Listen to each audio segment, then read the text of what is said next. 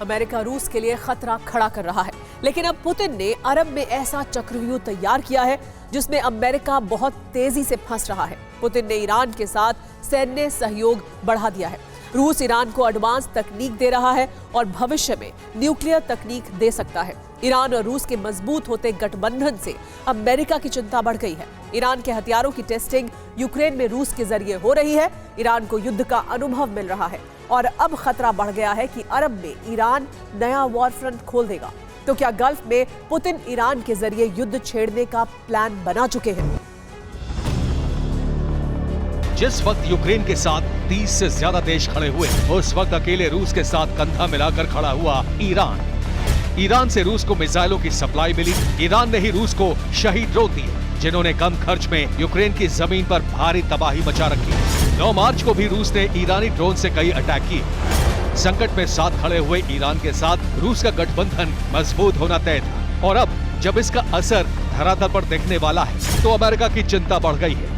America के एक सैन्य अधिकारी ने व्हाइट हाउस को आगाह किया है। सैन्य अधिकारी ने कहा है कि अरब से बाहर यूक्रेन में ईरानी हथियारों का टेस्ट हो चुका है। ईरान को रणनीति तकनीक का अनुभव हो चुका है। अगर अरब में ईरान अपने युद्ध अनुभव लागू करे तो अमेरिका को नए सिरे से तैयार रहना होगा।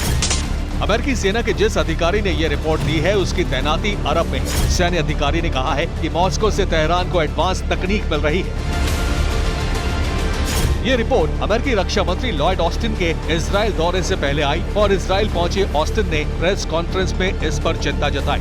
The genius of American democracy. Austin ने कहा कि रूस ईरान के बीच रक्षा सहयोग बहुत मजबूत हुआ है। ईरान को मिसाइल और डिफेंस सिस्टम की तकनीक रूस से मिल रही है। इससे क्षेत्र में बहुत गंभीर खतरा बढ़ रहा है। पुतिन और रईसी की जोड़ी अरब में जो खेल खेलने वाली है उसने अमेरिका की बेचैनी बढ़ा दी है। खास बात यह है कि अमेरिका की आशंका बढ़ती जा रही है कि रूस परमाणु बम बनाने की तकनीक ईरान को दे सकता है। इस मिशन में उसका सबसे बड़ा मददगार बन सकता है।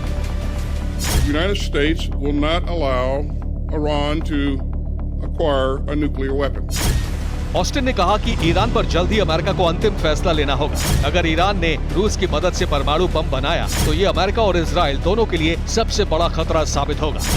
इधर अमेरिका ने ईरान को परमाणु बम बनाने से रोकने की धमकी दी और उधर ईरान ने समंदर से शक्ति प्रदर्शन शुरू कर दिया।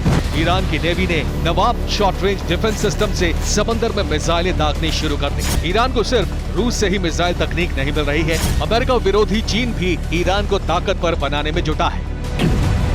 ईरान से रूस को ड्रोन सप्लाई हो रहे हैं। ईरान मिसाइल भी मॉस्को भेज रहा है। ड्रोन प्रोडक्शन के लिए जरूरी पुर्जे चीन से ईरान पहुंच रहे हैं। मिसाइल में काम आने वाली चिप भी चीन से ईरान पहुंच रही है। नाराज अमेरिका ने चीन की 5 कंपनियों पर प्रतिबंध लगा दिए हैं। ईरान के जरिए पुतिन शक्ति संतुलन साधने में लगे हैं, तो साथ ही अमेरिका के लिए अरब में बड़ा संकट खड़ा करने की तैयारी हो रही है। ईरान इस साल कई युद्धाभ्यास कर चुका है और उसके हथियारों की टेस्टिंग भी असली युद्ध में पूरी हो चुकी है। पुतिन की स्ट्रैटेजी है ईरान को मजबूत करके अमेरिका और उसके सहयोगी इजराइल के लिए खतरा बढ़ाना, ताकि यूक्रेन से ध्यान हटाकर अमेरिका गल्फ में उलझ जाए। अगर पुतिन ईरान को परमाणु तकनीक दे दें तो ये संभव है कि उनके इशारे पर ईरान गल्फ में नया वॉर फ्रंट खोल सकता है। Bureau report, TV9 Bharatvarsh.